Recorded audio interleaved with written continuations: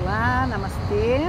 Estamos aqui direto de Lisboa para fazer uma entrevista com uma pessoa muito experiente, tem mais de 40 anos aí de vida no yoga e vai contar um pouquinho, inclusive sobre a formação de uma federação de yoga aqui de Portugal, que tem muito em comum com a Aliança do Yoga. Então nós estamos aqui com o Antônio Pereira e ele vai contar um pouco dessa história dele nesse mundo do yoga. Aqui, Antônio. Olá. Bem-vindo. A todos. A minha história, falando aqui com a Jussara, eu comecei a praticar yoga em 1977, portanto mais de 40 anos, e ensino este ano fiz 40 anos em que ensino o yoga. Estive ligado ao Swasti Yoga, à escola do mestre Devoso, durante 33 anos, e após me desligar, ou no processo de desligamento, entrei no mestrado em treino desportivo na Faculdade de Educação Física e Desporto da Universidade de Lusófona, que terminei em 2016, portanto tenho o grau académico de mestre em treino desportivo, e diretamente entrei no doutoramento também de Educação Física e Desporto, em que ambos os casos uso o yoga como ferramenta de estudo junto de uma população desportiva. No caso do mestrado, a minha dissertação foi sobre recuperação psicológica e física de nadadores através do yoga, e o doutoramento que ainda estou a frequentar ou a fazer já recolhi dados junto de uma população de futebolistas e terá como tema o impacto do yoga na flexibilidade, equilíbrio, força, velocidade, agilidade e prevenção de lesões. Ainda não sei se irei usar todas estas variáveis, mas pelo menos as três primeiras de certeza, e possivelmente a velocidade e a agilidade vai depender agora também do que a minha orientadora me disser. Nesse processo, devido a uma série de movimentos que foram ocorrendo aqui em Portugal acerca da problemática da regulamentação da profissão, fui consultado por vários colegas preocupados com a questão, visto que haverem vários movimentos, inclusive um deles que pretende simplesmente abocanhar ou cartelizar o mercado, no qual eu não posso concordar, nem acho que devemos nenhum de nós concordar com isso.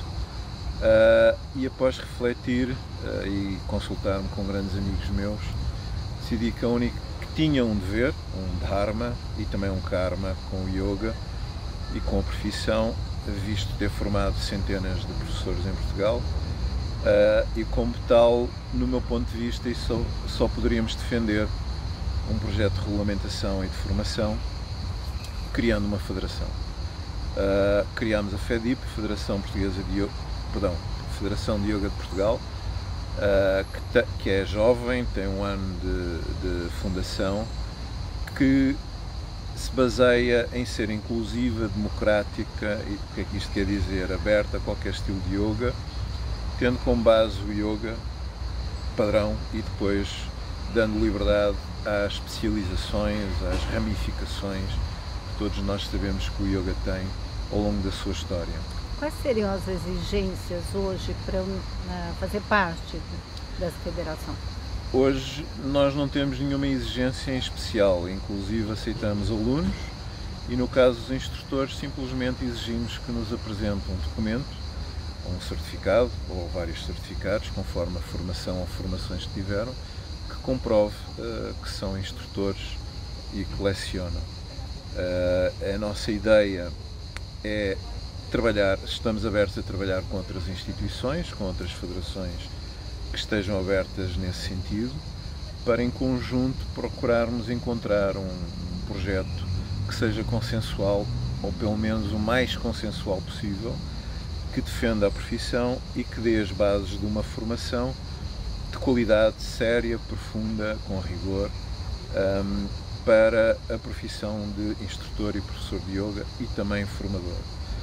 Como observamos, o mercado hoje expandiu-se, o que por um lado é bom, mas por outro lado é mau, porque perdeu-se qualidade, seriedade e hoje existem cursos de formação com cargas horárias diferentes, com pessoas com pouca experiência e por aí adiante, e principalmente na minha geração, todos os professores antigos sabem que quando partiram para a formação já tínhamos alguns anos de prática, de estudo, e isso foi fundamental para termos uma boa formação, e também relacionando, por exemplo, com alguns mestres indianos mais recentes, como a Iyengar, que só formava após 3 anos ou 4 anos de pessoa praticar com ele. Portanto, queremos encontrar aqui um projeto que seja sério, credível, profundo, rigoroso, mas ao mesmo tempo que possa ser aberto. Ou seja, a ideia da FEDIP é apresentar um projeto que seja a base da formação, que depois qualquer profissional ou escola possa usar sem estar cingido. No fundo, são as matérias base, a carga horária ou o número de anos que esse curso deverá ter. Quanto tempo de prática vocês pensam assim que seria o ideal para uma pessoa fazer um curso de formação de professor? Eu penso que no mínimo 2, 3 anos. Claro que isso é variável de pessoa para pessoa. Há pessoas que mesmo com 3 anos não têm as condições adequadas, às vezes até podem ser tecnicamente, mas comportamentalmente. Portanto, acho que isso, uma margem entre 1 a 3 anos seria o mínimo, e o ideal seria criar um curso, digamos, técnico. Hoje existem vários cursos de formação profissional em Portugal, de vertente técnica, ou isso é um patamar um pouco mais elevado, que tem outros problemas que para já acho que são difíceis de contornar, que seria colocar um curso de formação a nível universitário, ou que no mínimo, aqui em Portugal uma licenciatura são 3 anos, mas isso coloca alguns problemas, porque o corpo docente que terá que ter no mínimo grau de doutor, ou ser doutorado em qualquer área para poder dar essa matéria. Até há pouco tempo era possível ser mestre com grau académico, hoje as faculdades exigem o grau de doutor, e isso coloca uma série de questões. Inclusive eu próprio neste momento não sou doutorado ainda, estou nesse processo. Conto que mais um ano consiga terminar, mas além de toda a burocracia que uma universidade tem, é um projeto que me alicia bastante, que já tentei avançar com ele, mas que percebi na prática que não é tão execuível, ou pelo menos para já, como eu pensava antes, e portanto acho que é mais execuível criar um curso de vertente técnica, que no fundo são os cursos que nós fazemos, em que simplesmente terá que ter um enquadramento legal de formação com X horas, e isso legalmente aqui em Portugal existem normas sobre isso. Quantas horas você acredita que um curso de formação deva ter? Assim, 300 para cima, isto já contemplando a parte prática e a teórica, porque também se coloca outro problema, que é quantos professores é que têm conhecimento teórico para dar certo tipo de matérias, né? Sobre Samkhya, Tantra, Brahmacharya, Vedanta, hinduísmo e por aí adiante. Então penso que isso é o que será execuível. Horas de teoria e horas de prática. Sim. Seriam dentro das 300 mínimas, né? Num período que você imagina de quanto? 2 anos, pelo menos. Esses cursos rápidos que a gente vê de 1 mês intensivos e que se formam professores, o que você pessoalmente acha disso? Eu pessoalmente, sendo franco, não acho boa ideia, não só para a profissão, mas também para os futuros alunos. Aliás, existe um livro que eu descobri por uma colega do Brasil, via net, que eu gosto particularmente, que é A Moderna Ciência do Yoga, escrito por um jornalista americano, William G. Brody, e portanto tem uma visão neutra. Ele também praticante de yoga desde 1970, onde faz essa abordagem do mundo do yoga, e o livro tem um subtítulo: Riscos e Recompensas, porque existem riscos que não são falados no marketing, só se fala nas recompensas, e algumas dessas recompensas que nós não sabemos se são verídicas. Hoje eu penso, mas esse é o meu ponto de vista, que algumas dos efeitos que aparecem em alguns tratados antigos, no fundo não foi mais do que marketing que os mestres fizeram naquela época para captarem praticantes, porque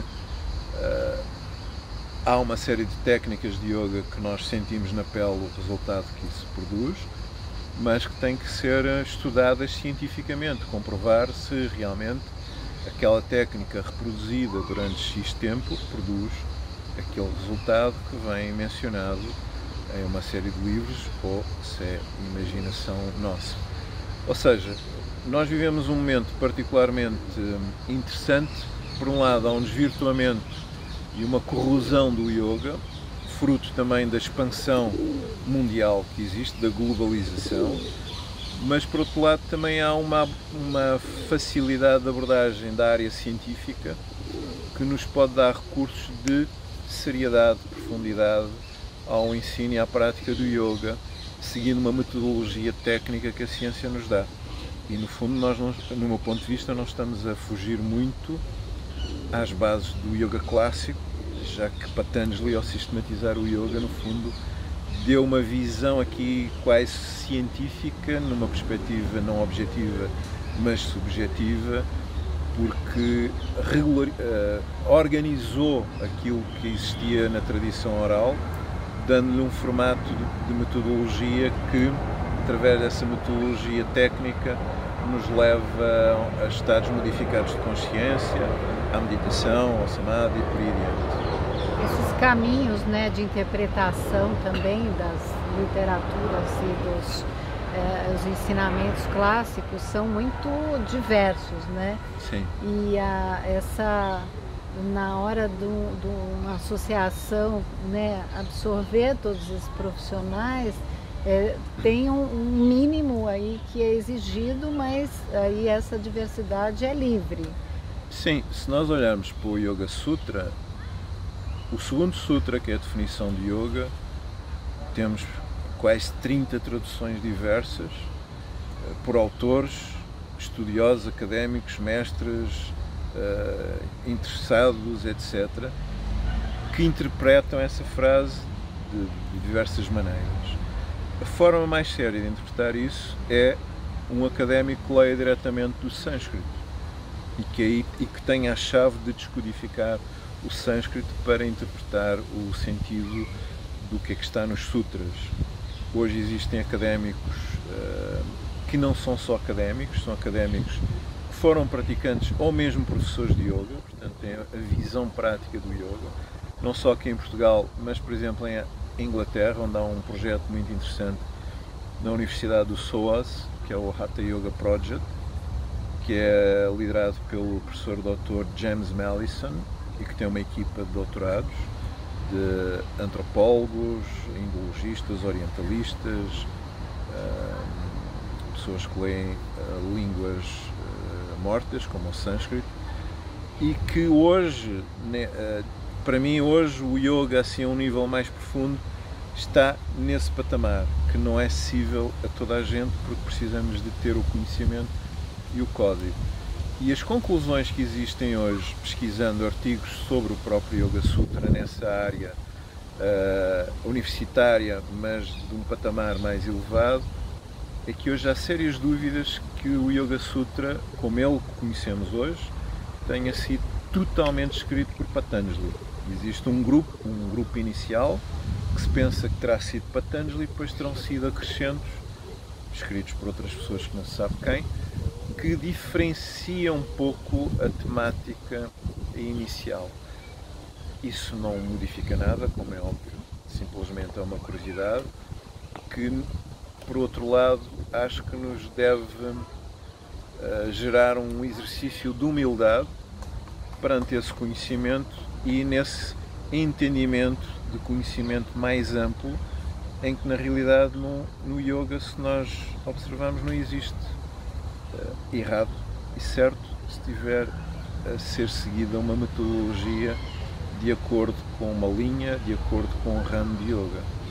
Quando estive na Índia, pratiquei vários estilos de Hatha Yoga, diversos, com metodologias diversas, e todos eles estavam certos, com propostas de técnicas diferentes, mas todos eles estavam certos.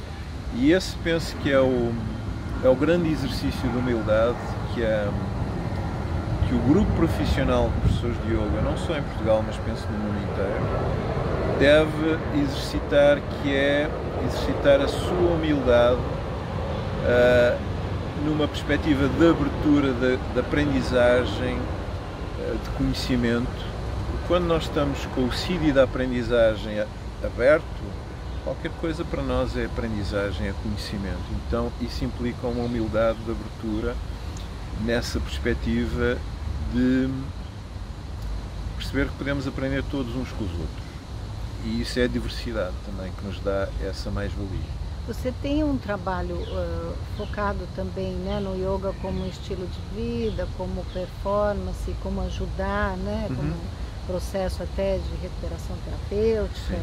Então já é também uma aplicação do yoga, vamos dizer, moderno, né, nesse sentido? Eu vejo mais como nós podemos entender o yoga puro e duro, digamos, que é praticar e ensinar o yoga como filosofia de vida, ou seja, tornar-nos yogins, trazer as técnicas, incorporar isso na nossa maneira de ser e de estar na sociedade. E depois aquilo que podemos chamar especializações, que é utilizar técnicas do yoga para determinados objetivos. Recuperação de atletas, recuperação terapêutica,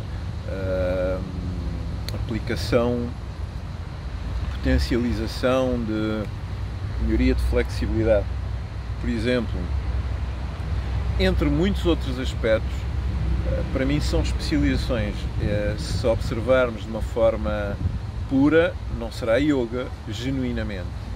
São recursos do yoga aplicados para objetivos específicos, que na consequência pode gerar uma maneira de estar como um yogin, ou seja, a pessoa, através do exercício dessas técnicas para melhorar a sua recuperação desportiva, querer perceber como é que eu posso aplicar isso na minha vida. E isso, se nós aprendemos a ensinar a respirar, então o atleta vai levar esse recurso para a sua atividade desportiva e vai potencializar as suas capacidades de desempenho, de recuperação, de prevenção de lesões, etc.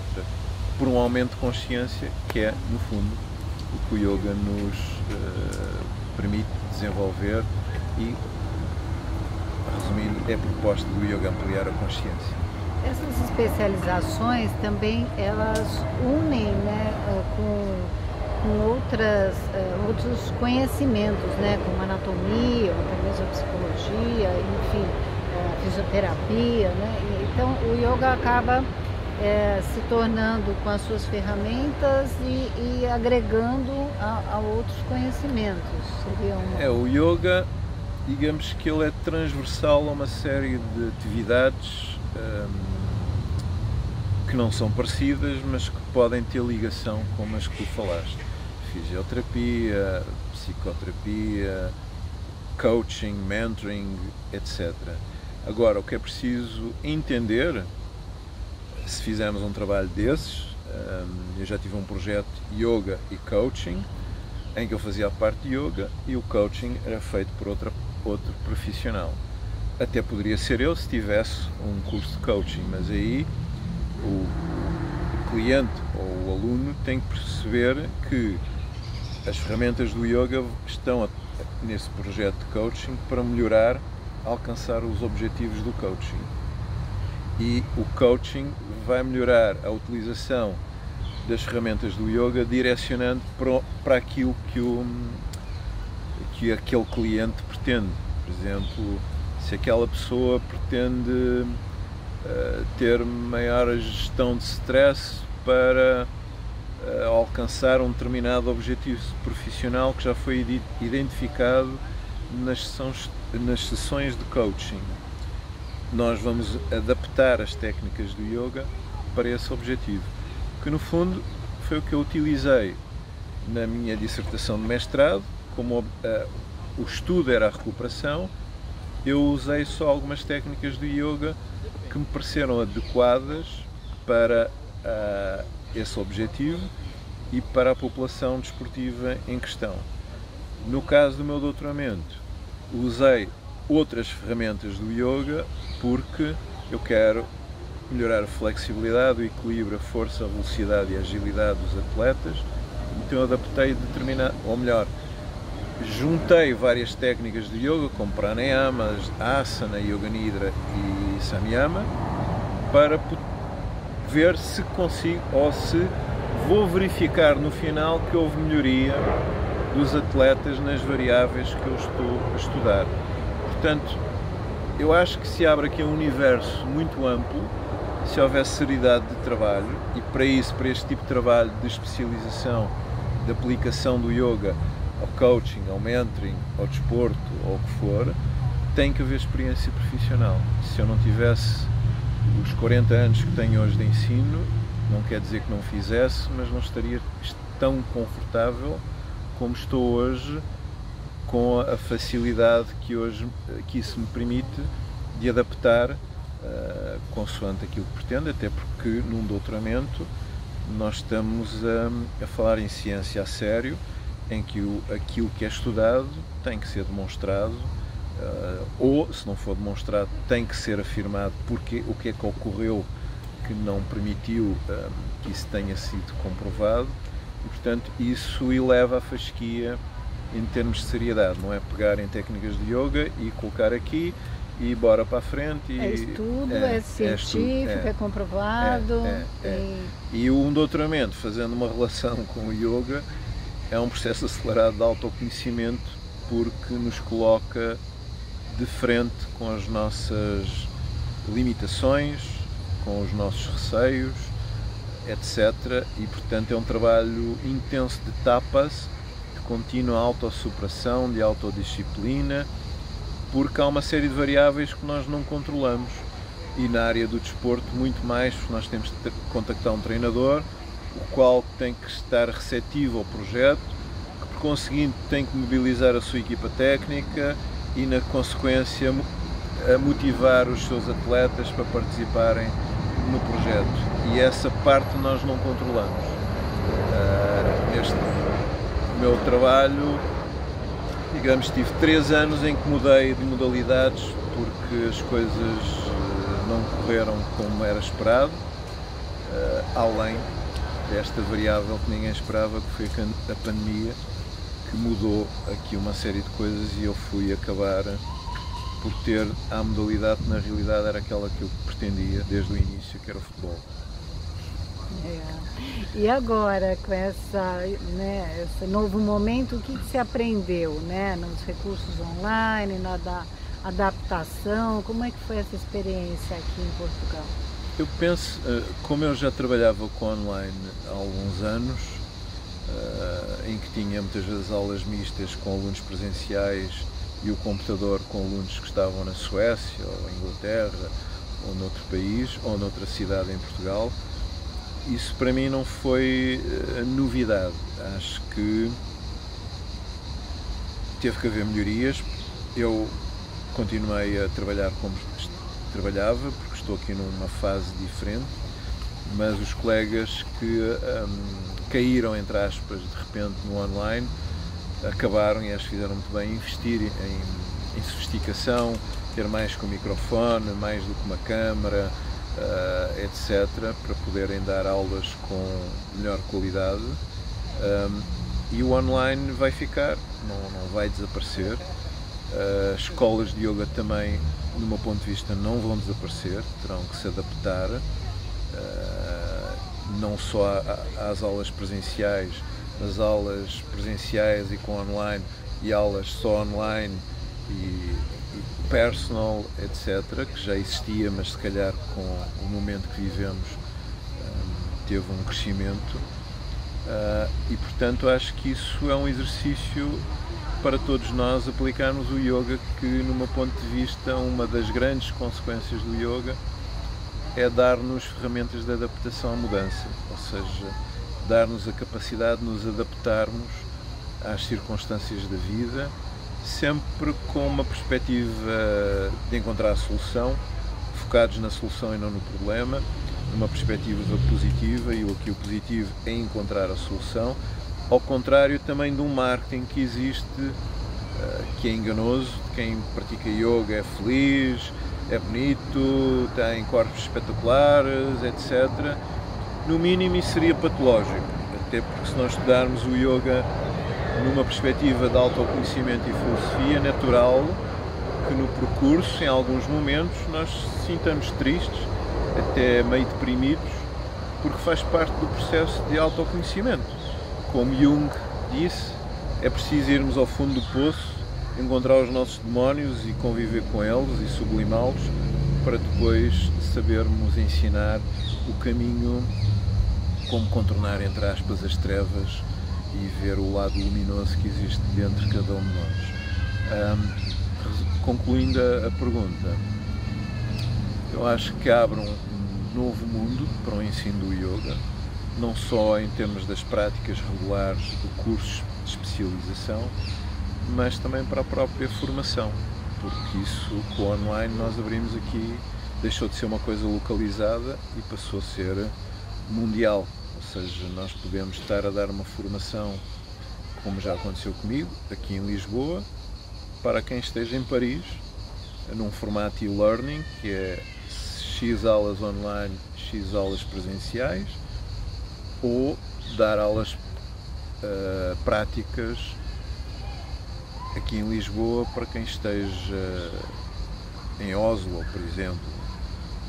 Então abre um mundo de possibilidades e isso permite expandir o yoga, mas também eleva a fasquia em termos de rigor e seriedade no trabalho.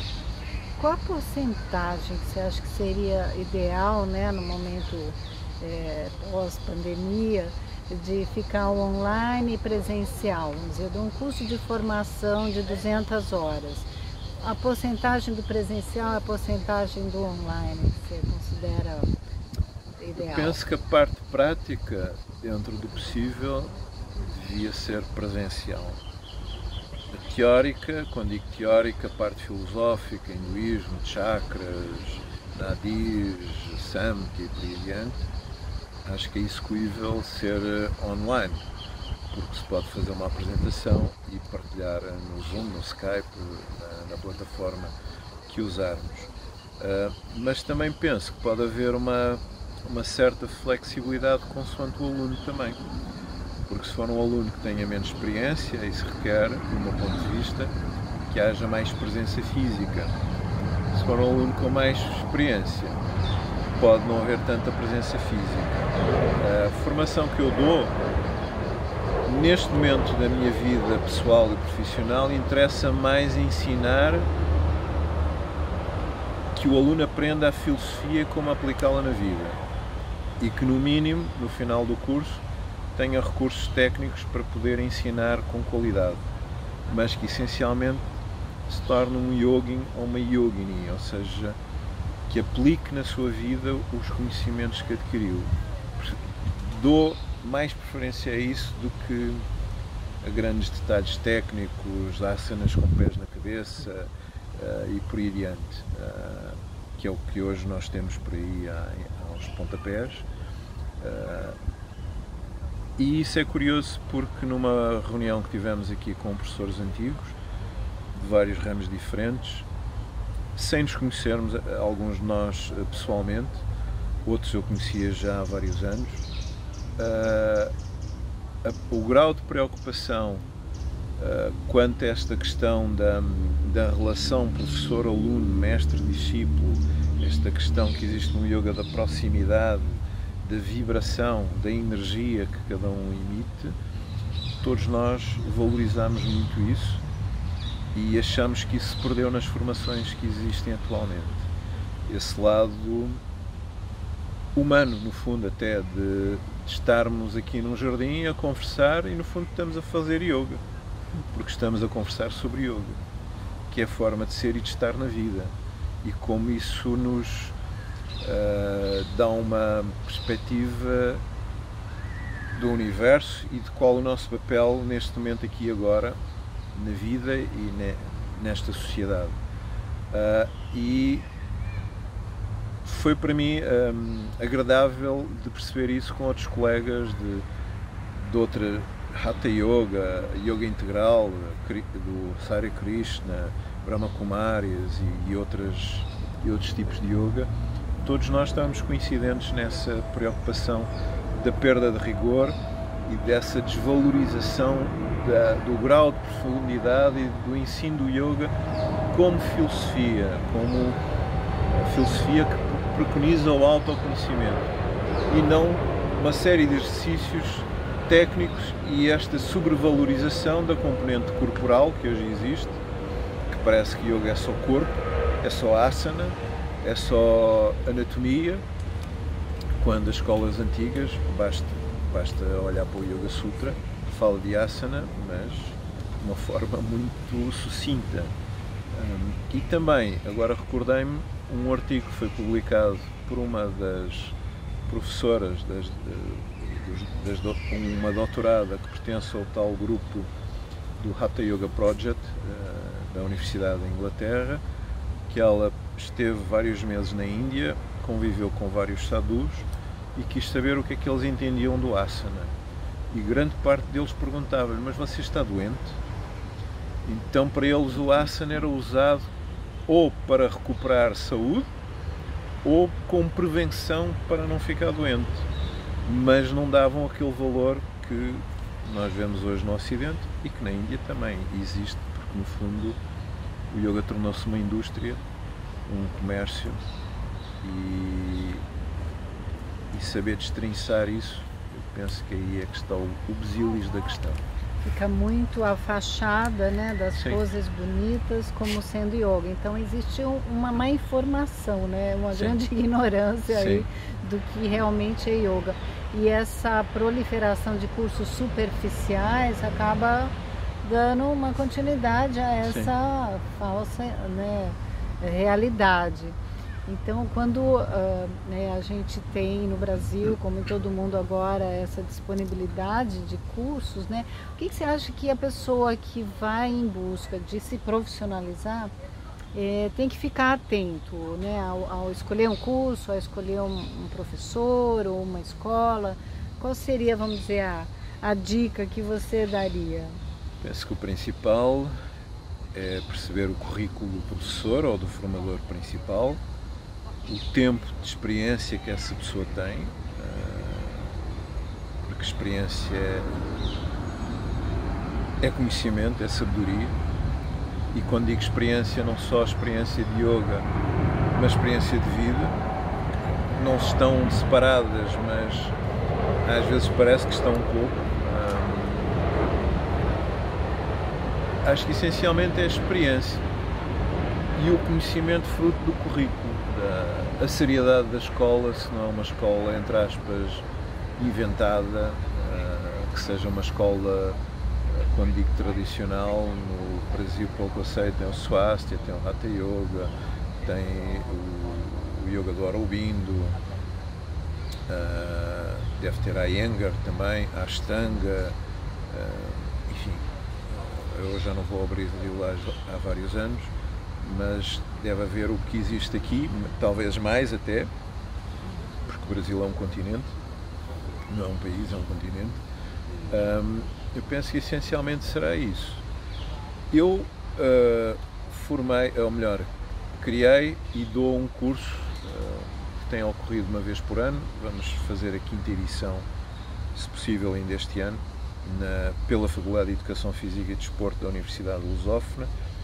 Criei um curso de introdução ao yoga. Portanto, a ideia é só dar uma introdução ao yoga e depois a pessoa, a partir daí, pode aprofundar e procurar formações, etc. Esse curso não é só dado por mim, portanto, maioritariamente é dado por mim, porque sou o coordenador do curso e por toda a parte prática, mas depois tem um professor doutor José Carlos Calazans, que é indologista e orientalista, que traduziu recentemente o Yoga Sutra, portanto um académico que traduziu diretamente o sânscrito, que tem também uma tradução do Bhagavad Gita. E o terceiro formador é a professora doutora Raquel Madeira, que é fisiologista, praticante de yoga também, e que é a minha orientadora de doutoramento. Portanto, são os três professores. O professor doutor José Carlos Calazans foi instrutor de yoga há décadas, portanto não é só um académico, tem o conhecimento prático, tem muito conhecimento sobre o hinduísmo, é um hinduísta e um orientalista, e, portanto são 40 horas de curso, portanto é um curso que dá só uma introdução, mas nessa perspectiva ampla que dê bases para depois a pessoa, quando sair, ter um conhecimento e perceber: eu quero um curso da linha Samkhya Tantra, eu quero um curso da linha Tantra Vedanta, eu quero um curso Vedanta Brahmacharya, ou Vedanta Tantra, enfim, ou Samkhya Brahmacharya, que são as linhas base, e que aí possa entender o universo do yoga e o que é que com que linha, com que ramo de yoga se identifica mais em termos de prática. Quem pode fazer esse curso? Esse curso é um curso livre, portanto é aberto, não é preciso ter habilitações académicas. As universidades têm aquilo que se chama cursos livres, que são cursos abertos dados por professores geralmente com grau académico e que são cursos abertos a qualquer pessoa. É online hoje também? Também. Eu tive esta última edição, tivemos vários alunos online, inclusive uma aluna brasileira que está na Bélgica a fazer um doutoramento, que teve conhecimento do curso por uma outra aluna brasileira da edição anterior que está a viver em Lisboa. Já tive vários colegas do Brasil interessados em fazer o curso, antes do online ter aberto. Agora penso que a faculdade tem essa abertura nesse sentido. Portanto, o curso tem uma grande componente teórica e uma parte prática. Vamos divulgar, então, Sim. o link para quem estiver interessado. E cursos de pós-graduação? Pós-graduação, que eu saiba, eu não tenho conhecimento.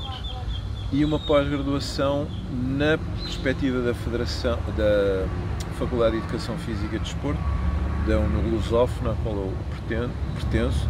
Nós temos esse projeto, mas de acordo com a direção, para que o curso tenha seriedade, o corpo docente tem que ter maioritariamente professores com um grau de doutor e, eventualmente, com algum mestre.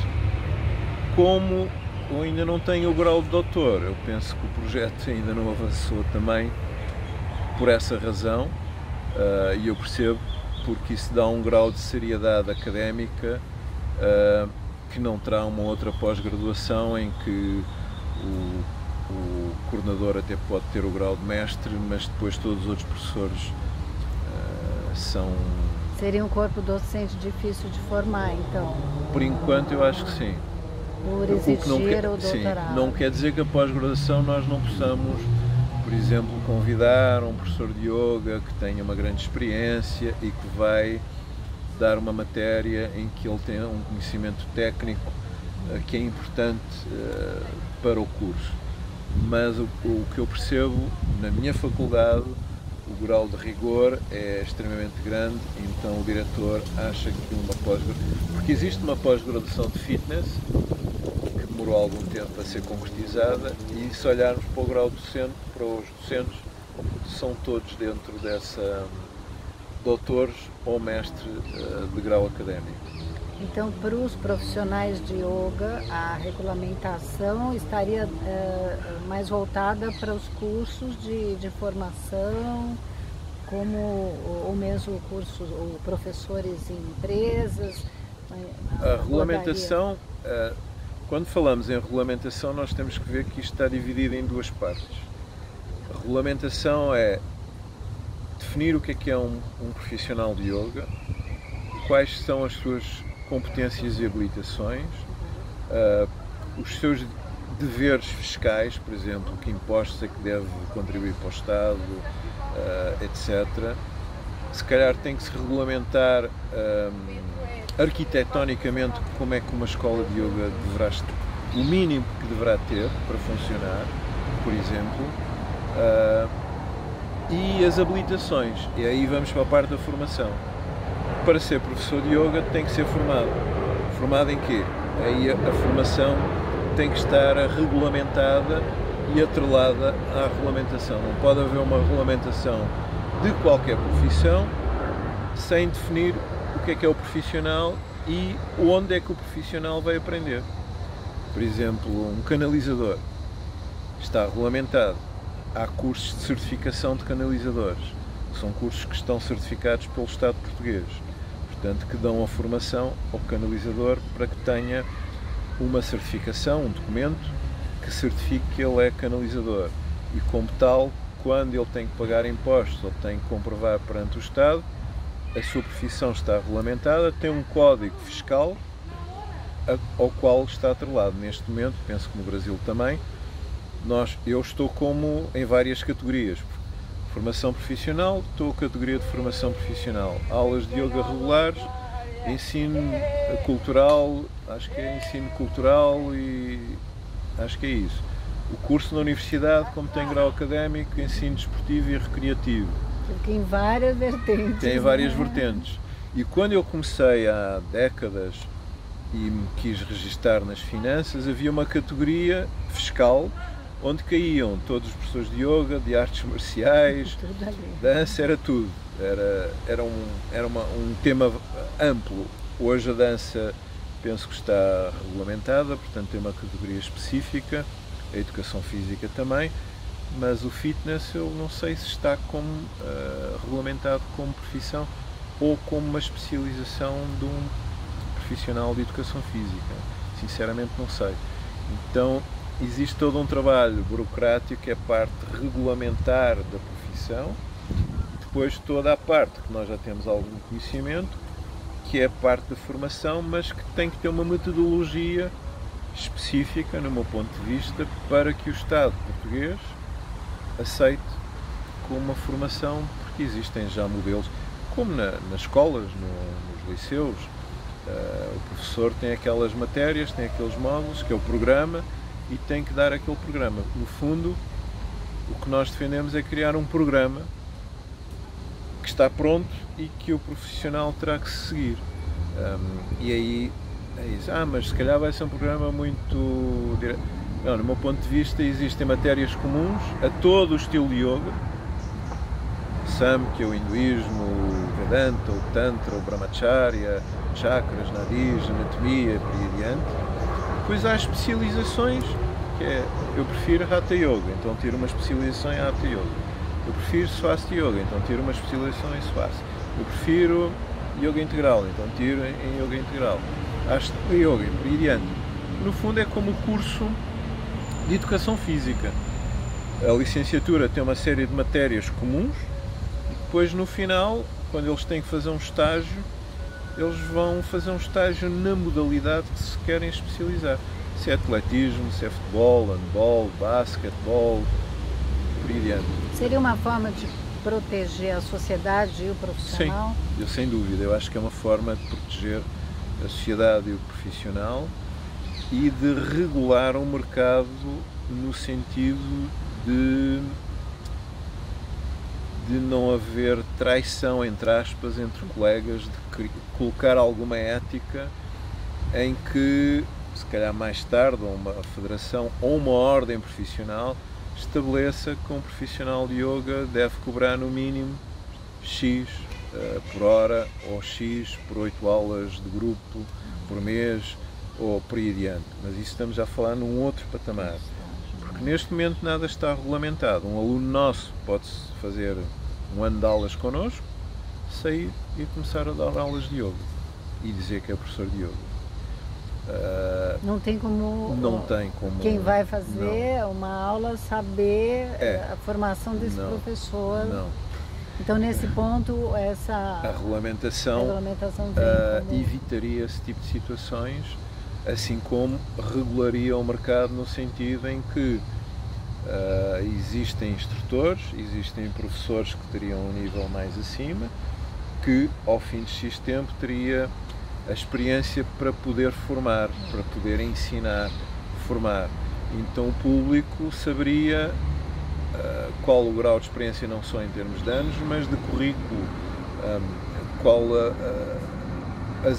as habilitações que esta pessoa tem para me ensinar yoga, independente do estilo, independente da escola. Porque hoje, por exemplo, como falaste, faz-se um curso no mês e a pessoa começa a dar aula de yoga, inclusive hoje no jardim. Vem para um jardim, faz uma divulgação no Instagram, Facebook, LinkedIn, etc. Site e pronto, começa a dar aulas de yoga. E diz que aprendeu com o fulano de tal, que se calhar até aprendeu, que estudou com não sei quem, foi à Índia, que também não quer dizer nada, ou ter ido à Índia, porque na Índia também se ensina coisas que também não são verídicas nem sérias, isto sendo o mais transparente possível, e portanto a pessoa aparece com esse rótulo, e depois há todo o mise-en-scène, não é? Pode-se vestir de indiano, uma túnica, ter um ar de santinho, sorriso, se tiver um corpo, hoje maioritariamente os instrutores de yoga que estão na moda estão na faixa dos 30, 40 anos, atléticos, lindos, atléticos, o corpo ainda está ali no ponto, nada contra, como é óbvio, mas faz parte de todo um marketing que existe, fora aquele marketing que esse professor muitas vezes até criou um método próprio, aprendeu com não sei quem, aprendeu com não sei quantos, então eu criei aqui uma metodologia própria em que toda a gente é feliz, resolve-se todos os problemas, ninguém tem problema algum. Sem falar que muitos gurus estão sendo desmascarados e caindo, né? Precisamente. Então essa ideia de... Inclusive aqui em Portugal houve recentemente um escândalo sexual, ou seja, um colega é acusado de abuso, assédio, abuso sexual e, de acordo com a Polícia Judiciária, que é a Polícia de Investigação Portuguesa, isso foi confirmado pelas pessoas que fizeram a acusação e a Polícia Judiciária até confirma que provavelmente isso ocorreu durante várias décadas e poderá ter havido violação também. Pronto, parte sempre do princípio de que a pessoa é inocente, como é óbvio, mas a polícia confirmou as acusações de 8 mulheres que fizeram essa acusação. E hoje sabemos que Netflix tem vários documentários no mundo inteiro. Né? Então essa atenção cada vez é maior, também para não se iludir com o marketing, né? Sim, também. Mesmo, né, tendo essa intenção, né, de busca do autoconhecimento, filosofia, você acaba se deparando com... Daí a questão que acho que é crucial num curso de formação, que é a base ética, que é ter princípios éticos, o yoga ensina-nos, mas não só, um código deontológico, que isso faria parte da regulamentação da profissão, todas as profissões têm, código deontológico que se fundamenta em princípios e valores éticos, que hoje em dia, se nós olharmos para a sociedade a nível mundial, estamos numa crise de valores éticos. Não é só no Brasil que existe corrupção, aqui em Portugal existe. Nós incluímos isso no nosso regulamento, né, da aliança, para poder ter a oportunidade, se for o caso, de excluir um ou outro membro que não cumpra esse código. Vocês pensam em ter também a própria federação fazendo? Já falamos nisso, só que eu penso que isso seria mais da componente de uma ordem profissional, ou seja, a federação juridicamente é uma junção, uma união de escolas profissionais e de alunos. O próprio mercado que se autorregula, né? Sim. Agora, se partíssemos para uma ordem profissional, aí sim, acho que a ordem profissional deveria ter um código deontológico, um Conselho de Justiça, um Conselho Disciplinar que averiguaria qualquer denúncia e julgaria, entre aspas, dentro da sua área, se realmente seria verídico ou não. Porque também existe, infelizmente, isso no meio do yoga, também acusações que às vezes não são verídicas, que acabam com a carreira de um professor. Ou por dor de cotovelo, por ciumeira, etc. Então tem que tomar cuidado. Tem que se ter cuidado com isso também, porque a ética, quando nós falamos de ética, a ética é algo que é universal, mas que por um lado também é um pouco abstrato, ou seja, é como a educação. Há princípios de educação que não é a escola que nos tem que ensinar, é em casa que nós devemos ser ensinados. Mas hoje em dia isso não está muito... foi para o ar, não é? Cada casa tem a uma educação, valor. então são os princípios éticos, a honra, a lealdade, a fidelidade, coisas que quando era criança a palavra de honra era algo que a pessoa cumpria, não dizia e depois esquecia. Ou tipo, eu esta semana fui fazer um tratamento de fisioterapia porque estou com uma lesão aqui no ombro, com uma ex-aluna, e ela estava-me a contar também um problema de falta de ética. Uma colega dela saiu e tudo bem, não sei o quê, e depois levou-lhe uma série de clientes. Isso existe, infelizmente, não só no yoga, numa série de áreas profissionais, mas parece mais grave no yoga porque assenta em princípios filosóficos, de ética, de desenvolvimento do ser humano, aumento de consciência. Um compromisso que não cabe, né? Sim. De qualquer forma, também haver uma flexibilidade que quem ensina e pratica yoga não é santinho. Portanto, tem as suas falhas humanas e se estivermos a aprender yoga de uma forma séria, estamos num processo de querermos melhorar como seres humanos e, portanto, vamos errar, falhar e ter algumas falhas. Eu acredito que no passado possa ter tido algumas com colegas, espero ter aprendido com isso também, e ter essa abertura também de não cair no 8 ou 80, ou seja, o fanatismo estrito tem que ser assim, desta maneira, e não ter a capacidade de observar as circunstâncias, o contexto em que as coisas estão a ocorrer, ou o laxismo, que é, não, isso é só o que está no papel, isso não interessa, eu faço como quero e como me apetece.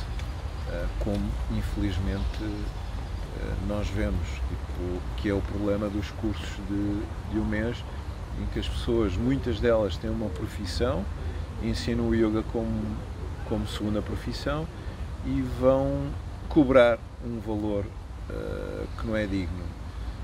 E existe também colegas que têm uma profissão profissional e ensinam yoga, mas ensinam yoga com o mesmo rigor e seriedade que aplicam na sua profissão profissional, porque vivenciam o yoga como se fosse a sua profissão também. São várias formas de lidar, né, com esse mercado que é muito grande hoje. Você tem alguma dimensão aqui de... Não, nós vamos colaborar numa parceria com outra federação, que é a Federação Portuguesa de Yoga, que já tivemos uma reunião entre as duas direções na perspectiva de vermos até que ponto as duas federações podem colaborar em conjunto e fazer, se calhar, algo melhor e com mais força, melhor no sentido da regulamentação e da formação. Nós tínhamos um projeto de fazer um levantamento da amostra profissional e de praticantes de yoga em Portugal. Já tínhamos um questionário, mas eles desenvolveram um mais profundo e mais amplo, então nós fizemos esse pacto de não avançar connosco, mas sermos parceiros desse projeto que brevemente irá ser divulgado, que no fundo é um questionário numa perspectiva científica que faz o levantamento da população de yoga em Portugal. Quantos praticantes, quantos professores e instrutores, que estilos de yoga, etc. Não será demasiado grande para que as pessoas também possam preencher, porque se for um questionário muito grande as pessoas depois fartam-se e não querem. E a partir daí termos dados concretos. Em 2021 existem milhares de praticantes de yoga em Portugal e centenas de instrutores e professores. X com pouca experiência, X com média e Y com muita experiência. Quantas escolas? A ideia depois é ver um segundo questionário, que é se a pessoa tem escola, se ensina em ginásio, se ensina ao ar livre, em sala alugada, quanto é que cobra, quanto é que recebe.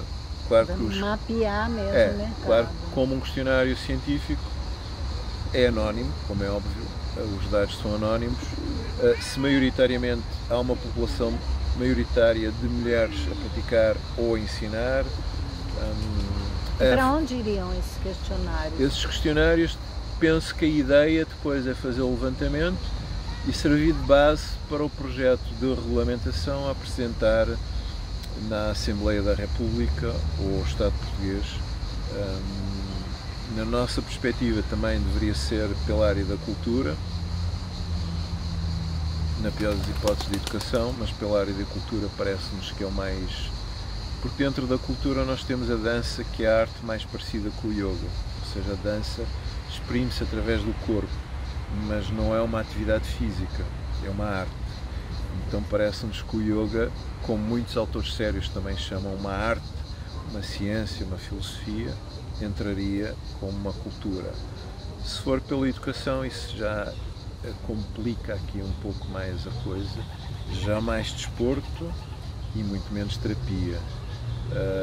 Fazendo aqui um link com algo que eu falei antes, não me choca que o yoga possa ser uma ajuda terapêutica, no sentido, mas com aplicação com alguém que tenha formação na área da terapia, um médico, um enfermeiro, um fisioterapeuta, etc. Ou o instrutor ter formação nessa área. Se especializa Sim, nela, né? Porque a yogoterapia acho que é um risco, inclusive na Índia, os cursos da Ayurveda, por exemplo, têm 5 anos ou mais como um curso de medicina. Portanto, é um curso sério, não é um curso aí eu ensino a Ayurveda e dou umas poçõezinhas e etc. Não. O mesmo com a yogoterapia deveria ser uma especialização rigorosa. Há pouco tempo descobri que na Holanda, salvo erro, há uma instituição que dá cursos de yogoterapia com médicos e, portanto, pareceu-me sério, com uma carga horária intensa, pareceu-me ser algo sério. Portanto, nessa perspectiva de utilizar o yoga para terapêutica, terá que ter conhecimentos nessa área, até porque irá ter um choque com a classe médica, como é óbvio. E a gente sabe que tem muitos professores de yoga brasileiros por aqui, né? Sim, tem alguns, sim. Tem bons professores aqui? Eu penso que sim. Eu atualmente não estou... há uns tempos atrás conhecia mais colegas brasileiros, não sei se ainda se mantém ou se voltaram para o Brasil, portanto em Lisboa e no Porto, mas sim tinha alguns colegas competentes. Sei há uns tempos atrás que havia alguns colegas que queriam vir para cá, mas com isto da pandemia parece-me que esse projeto ficou um pouco em stand-by. Podemos ter algum tipo de parceria, quem sabe? Sim, podemos ter, sim. Alianças, confederações, federações? Sim, eu penso que sim, poderemos ter, sim. Inclusive, o ano passado eu dei uma palestra online para a Universidade de Campinas, Faculdade de Educação Física e Desporto da Universidade de Campinas, que correu muito bem, que eles têm um grupo de estudos lá. Ficámos na hipótese de continuar com um link com a nossa faculdade, que depois eu descobri que existe já um protocolo entre as duas universidades, mas depois não tive feedback de lá, tenho que insistir novamente com a professora Vanderlei, que é a coordenadora, ver em que ponto é que isso pode ser desenvolvido, eventualmente um curso de introdução com, não sei, depois são coisas da universidade que já não sei como é que isso... Mas entre nós, eu acho que a gente sim, pode penso pensar que sim. Sim. Esses projetos de regulamentação, Sim. essa troca de informações, experiências, professores que são certificados, credenciados aqui, que podem chegar no Brasil com essa facilidade de se registrar na aliança. Porque quando eu avancei com o projeto da FEDIP, a minha ideia não é ficar eternamente no cargo. Até estatutariamente nós colocamos um preceito de segurança, que é: os órgãos sociais não podem repetir mais do que 2 mandatos. Nós também pensamos assim. Após esses 2 mandatos tem que ficar pelo menos, acho que é um mandato, sem se poderem candidatar. Mas a minha ideia foi avançar com criar a instituição, pô-la a funcionar, trabalhar em troca de ideias com outros colegas e instituições, e daqui a um tempo eu afasto-me, até porque a minha perspectiva é ir pela área académica e desportiva, que é o que eu estou a fazer. Eu neste momento não tenho escola, eu fechei a minha escola o ano passado, coincidentemente caiu no ponto do primeiro confinamento, mas eu já estava com esse projeto de fechar as instalações. Mas continua online? Continua online. Neste momento dou uma aula regular online para alunos muito antigos e dou a formação presencial e online. Mas o meu projeto é realmente enverdar pela área académica e aplicar na área desportiva aquilo que estou a estudar, e dentro do yoga poder partilhar o conhecimento e a experiência que tenho, se alguém a quiser, se quiser usufruir dela, como é óbvio. Vou deixar o link teu aqui. Agradeço muito, passou muito rápido a nossa hora. E a gente vai deixar disponível essa entrevista e espero que aí você possa nos visitar. Quem sabe? No Brasil. Obrigado. Obrigada. Namastê. Até uma próxima.